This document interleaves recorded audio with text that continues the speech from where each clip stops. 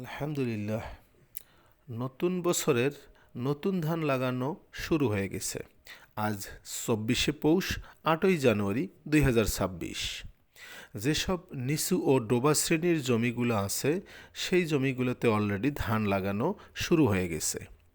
এই ধানগুলো আশা করা যায় আগামী এপ্রিল মাসে তথা বৈশাখ মাসের প্রথম এবং দ্বিতীয় সপ্তাহের মাঝামাঝি সময়ে ধানগুলো কাটা যাবে। এই ধানগুলো লাগানোর সময় সারি সারি করে রশি টানিয়ে তারপর লাগানো হচ্ছে। আপনারা জানেন যে সারি করে লাগানোর কি সুবিধা আছে এবং সারি ছাড়া লাগালে সেখানে কি অসুবিধাগুলি আছে। এই ধান লাগানোর সময় ওই জমিতে কোনো প্রকারের সার ও পানি দেওয়া হয় নাই। জমিতে যে পানিগুলো ছিল সেই পানিতেই এই চারাগুলো রোপণ করা হচ্ছে।